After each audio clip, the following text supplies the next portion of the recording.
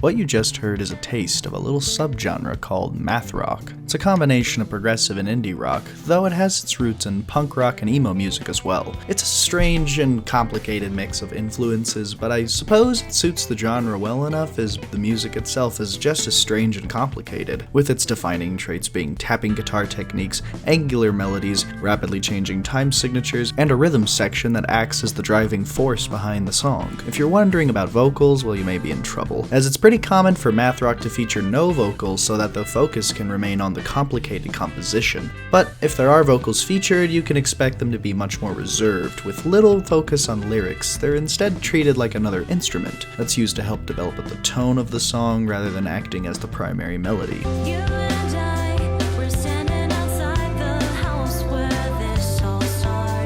I can understand how that seems unappealing to the majority of people when you've grown up indoctrinated into having a palette for a very limited range of sounds and structures for songs. Having something that deviates so far from that path but also gives you sounds and instruments that you're already familiar with is off-putting to say the very least. But that's why bands like American Football and Tricot are great introductory groups to the genre, as not only do they utilize singing and a tamer brand of math rock, they also don't stray so far out into complexity that it alienates the listener, using catchy hooks and a melodic center to most of their music. It creates a very inviting and casual environment for new listeners. However, the most challenging part that I found when it comes to introducing this genre to people is that people don't know how to conceptualize what they're listening to, and without a lyrical theme to guide them forward or one main melody to follow, they become lost within the density of the music, especially as multiple instruments will be playing different grooves that don't seem to properly connect with each other.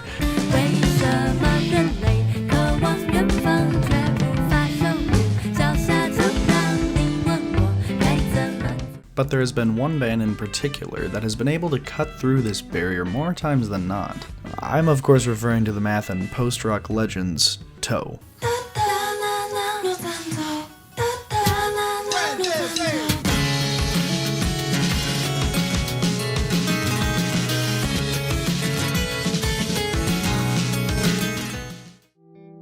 I think part of what makes Toe so appealing is that they utilize very clean sounding guitars and put more of an emphasis into their melodies, even if they employ more than one in a song. You can always get a feeling for what headspace you should be in when listening to their music. Take the track C for instance. Right off the bat we get what may be Takashi's best groove, which is then quickly counterbalanced by the swaying guitar riff that is filled to the brim with these melancholic overtones that slowly builds until we get to the song's resolution, which is a slow and atmospheric ascension that is carried with acoustic guitar and keyboard.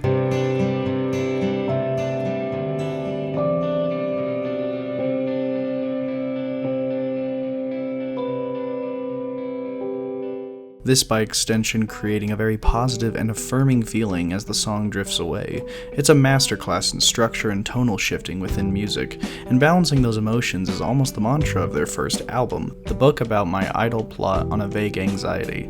Yes, you heard me right. This album carries those emotions from start to end, while instrumentally you get to see expert drummer Kashikura Takashi be at the forefront of every song, guiding the pace and direction of each individual song. He's a true genius when it comes to putting together some of the most intricate fills and grooves that somehow never detract from any of the other players. There's a very free form and dynamic nature to it, where you get to hear each musician bring their own vision to each piece. And I cannot stress enough how cool it is to hear each member throw out their own musical ideas, only to then piece them back in with everyone else so as to not make the record feel disjointed in any way. But it isn't until their next album, For Long Tomorrow, where the band's chemistry is really shown on full display. What separates For Long Tomorrow from their previous LP can be found in a couple of qualities, those mainly being experimentation, synergy, and tone.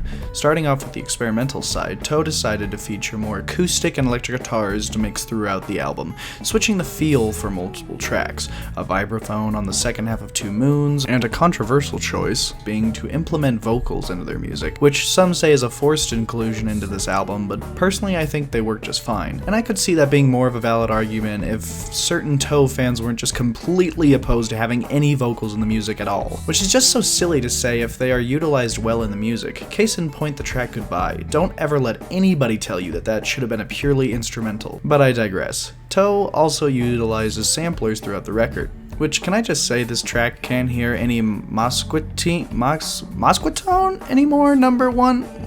We'll go with that. It's probably the most experimental song on the album, as it features these bubbly digital drums, of the vibraphone as mentioned before, and even a piano as the core melody. Just great stuff all around. And oh, and the song Our Next Movement is basically just a free jazz song, with Toe's guitars layered over top. And if you couldn't tell already, this album's tone is much more upbeat and so filled with life. It's such a perfect choice that highlights their growth as a band, not just from their usage of experimentation, but also in how complete they sound playing together. Takashi takes a back step in this record, being mixed in with the other members, so he may not command the direction of each song, but because of this decision, we really get to hear everyone play off each other. It creates this whirlwind of synergy that I can't get enough of. But one of my favorite things they do across this album is litter it with these explosive post-rock climaxes, the best of which comes with the aforementioned Goodbye, where we get a slow buildup of slick acoustic guitars that add more layers of instrumentation, until we get to that shining chorus where Takashi completely dominates over top of guest vocal Asako Toi's serenading voice. With bass solos and even more build-up, the song concludes with these massive releases of sounds that we never knew we needed from Toe until they gave it to us here.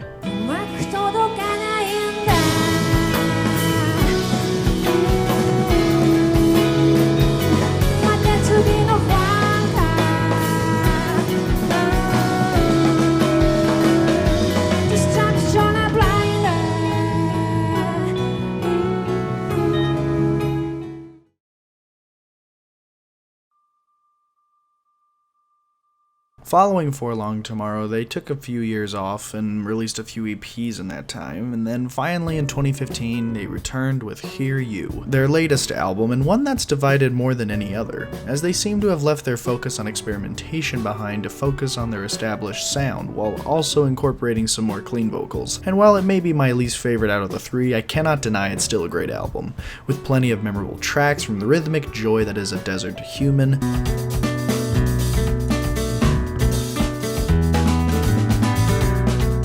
the bassy slow jam song Silly,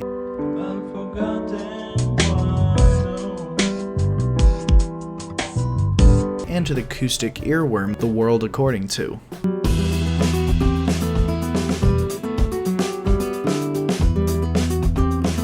But especially I find myself coming back to their final track on the album, Because I Hear You. It epitomizes the feeling of a long drive with the sun setting in the distance, and it's perhaps the most positively melancholic they've ever sounded since their first record.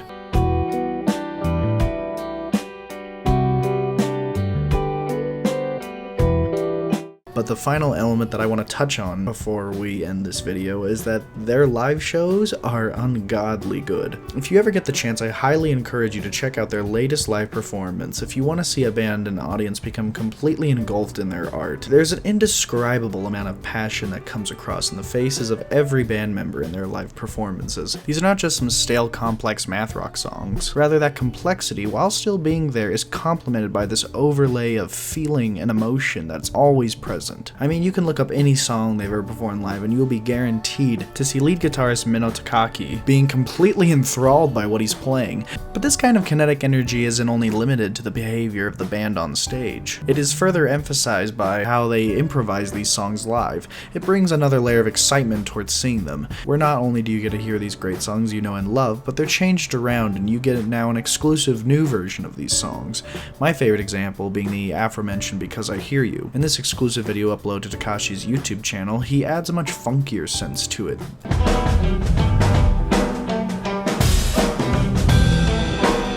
And as the song reaches that break, where in the original it reintroduces the hook of the song, in this version it's taken up a notch, and you get this progressively more explosive cut of the song that features each guitarist screaming out passionately in order to accompany this climactic tone that this song has set for itself. This kind of untamed energy creates something very special.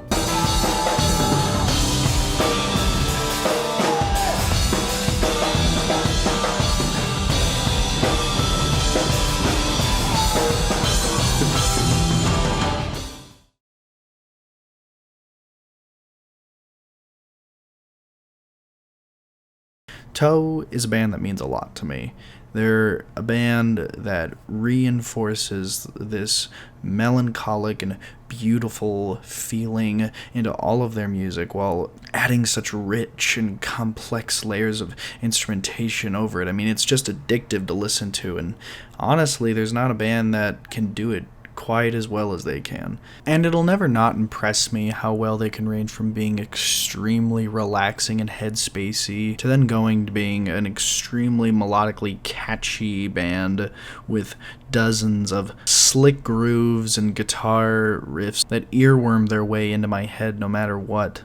But then they can also be extremely chaotic and explosive and exciting, and it's like every element that I love in most of the music that I consume, I can find somewhere in their songs. And not to mention the consistency, even going through some of their EPs, which I didn't touch on here, the consistency through their discography is so goddamn impressive that I don't have enough nice things to say about this band.